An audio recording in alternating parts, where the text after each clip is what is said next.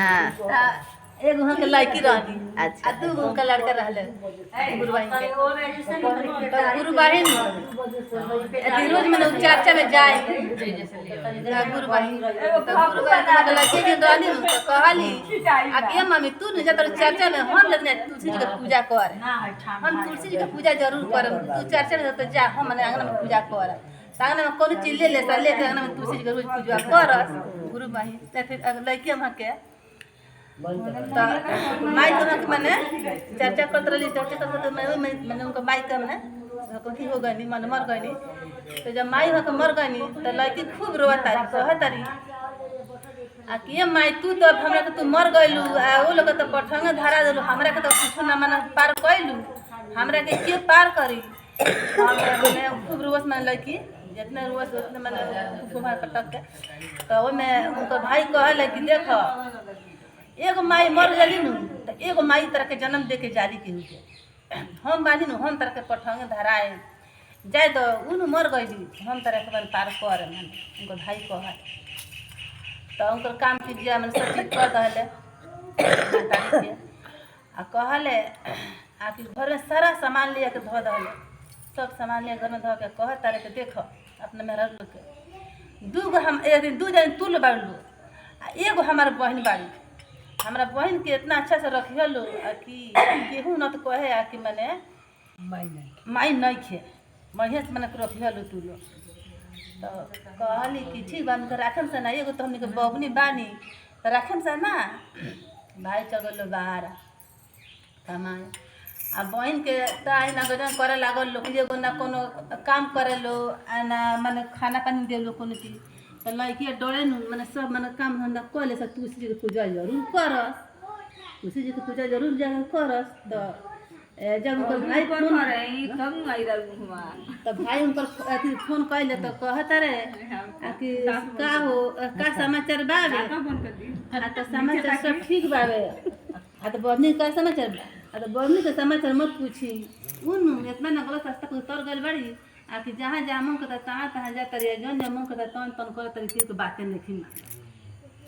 बहन कहली तो बहन तो अभी बच्चे सुने तो बहन खूब डह के लोगली रोवे तो बहन के दो बहन के फोन बहन के लगा फोन तो बहन के फोन दे तो कहता कि भैया देख हम वही करम करतानी अब हमरा के तू भी जौन भी कर मैंने कहली कर भाई से हम वही करम करते पूजा करते हैं मांगना नहीं एक खतर हमरा के जौन भी तन कुछ कहस ना अब हमरा के बुरा बुझे से चाहे निमन बुझस मैंने तुलसी के पूजा कर कहली बन बहन तो कौन खराब चीज बाटे तो फिर चाची से ना पते फिर चाची सबका फोन डाले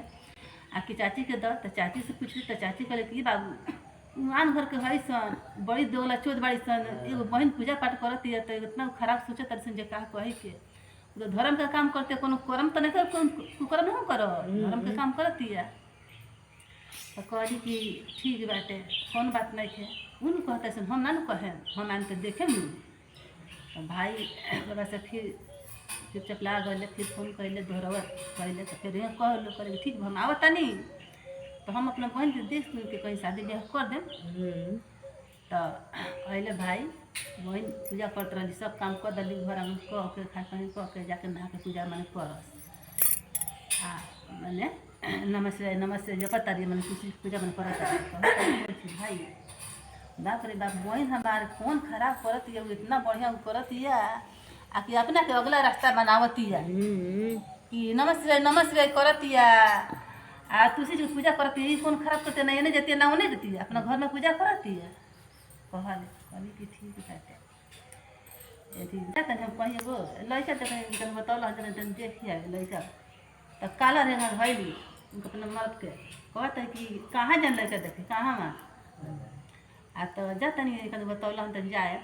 आ तो कहीं नहीं खे जाए के रोज जब कहीं लड़का देखे नू तो हम यही जो रोसान नहीं हम यही मैंने मर जाए हम नहीं के लेकर रहे आ ना तो हम जहाँ कहम तहाँ कर शादी जहाँ कहम तहाँ कर शादी है ना तो हम तो नहीं मर जाए कहले कि का कहते कहाँ कह करे के आ तो जब उनका दिन है तो उनका तुलसी जी तरह बोल बा तो उनका वही जो कह जाए तुलसी जी शादी वही जो करे कहता मैंने हाँ तुलसी तरह वही जो करे शादी कहले भाई मन सोच के ठीक बा, जब तहार मन बा न तो हमके तुलसी तो शादी कर दे। मुआ जान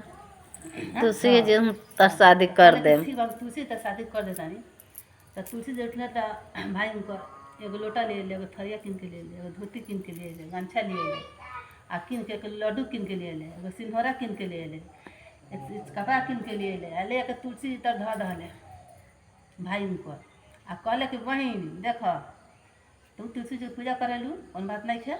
तार तुलसी तर तार के शादी कर दहनी, और तू वही जा तू रही हो घर मत आई हो। मैंने कहले अपना मने भाई उनको बहन से जा, जब कह तारी कि मर जान तो काहे कि मुँह जो करे जाए तर वो जो करे तू जीत जा। अब बहन जब सोचे लगली, सोच के लगली रोवे, और खूब रोता है तुलसी जी गाछी तर। रोते रोते मैंने सीख गई, जब सीख गई न आ वही जो उनकर आँख मैंने भर मता, तो वही तुलसी के गाछी में से 12 वर्ष के राजा रामचंद्र जी कुंवर निकल बानी। आ निकल के कहतानी आ कि सुन तारू एकदम हम तरह के सिंदूर छुआ दी, तो तरह के सिंदूर छुआ दी। तू कहता कि ना कहाँ रह भोर कर कहाँ कर अभी मांगा हम कहाँ कर हम सिंदूर के छुआए हमारे भाई तुलसी तो शादी कर, हम तुलसी जी तरह आता ना तहार भाई हमरे से शादी कैले बाड़े, हम तरह के सिंदूर छुआ। तो कहली कि रखी हमरा घर राखें, कहाँ रह राखें आ तो रखे के बा हमारा आ रहे के बा तहारा ना दुनिया कहानी कि वही दया कहनी बस राजा रामचंद्र दया के हाथी घोड़ा ऊँट सारा चीज आ गई, सारा नाच बजा सब आ गई। शादी कहनी वही जो तुलसी जी गाछी दो आ कह के आगे आगे राजा रामचंद्र जी तनी पीछे से मेरी लड़की जाता रही आ गई तुम्हारे महल में ले गई। तो वो मारो महल में बैठा दनी, हाथी घोड़ा ऊँट मैंने सब उनका दूर पर रहे, नौकर लड़ी सब रहे कैलू, सब रहे लो बना के खाना खियावे लो, सब कुछ करे लो। यही जब रात रहे लड़की कुछ दिन जब बीत गई तो अति मन तो रानी हो गई, रानी होली राजा हो गई। तो जब कुछ दिन बीता था तब कह तारी हो जाइए कि सुनता नहीं जाए ना तन देखे कावना हाले बाड़ी कावना हाले नहीं खी तुलसी तो शादी कम आई तो अब उनका पेट फूला था जाए तन देखे आई। तो गले भाई कहतर कि का जान तू ना कही तो ना जानी न कहतू तो हम जैती कहू तो जाए ना जाए कहल। तो कहली कि ठीक रह जाए हम कहता नहीं न जाए वो तन देखी आई। तो गले भाई चारू ओर देखा तारे बहन के जो है तारे के बहन कही लौक तारी जे बहन नहीं लौक तो महल का रानी बाड़ी। तो चारू जो है तारे चारू लोग से पूछा तारे कि तुलसी दरे हम लड़की को कगर नहीं शादी कलर नहीं आते देखनी है लोग कहीं देखनी है लोग घूम के पूछ मालवा में कहनी आखिर ना हम कहीं नहीं देखल। तो बहन जंगला भर देखले रही कि भाई हमारे चारू घूम के देख तारे भिख माया के रूप धैले बड़े। तो नौकर से कहली जंगला भर दू बन चिल्लैली तो ना सुननी भाई उनकर। तो कहली तो नती से नौकर से कि सुन तारे बाबू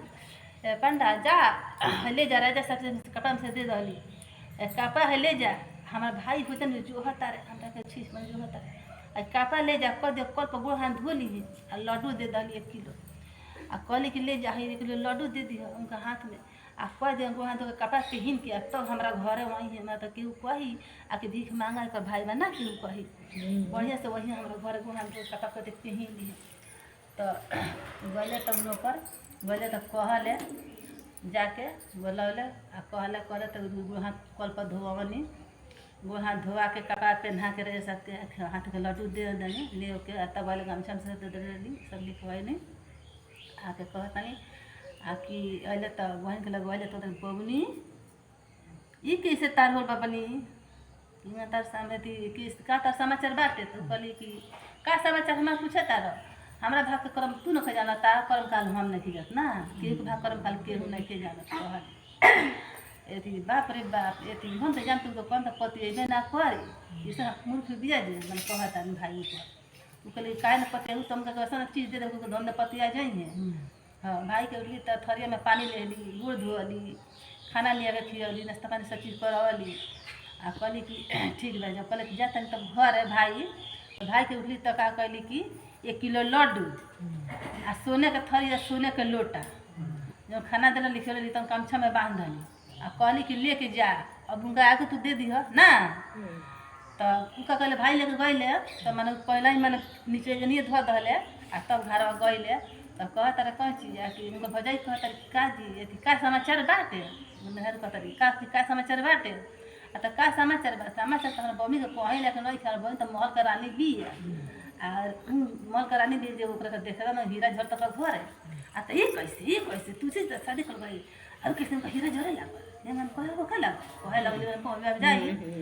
तो कहले कि अरे ना करते बुझे देखा ना जा हम बनी हमारे भी भेले में गमछा बांध के लहू का करके का धैले बिया दिले बबुनी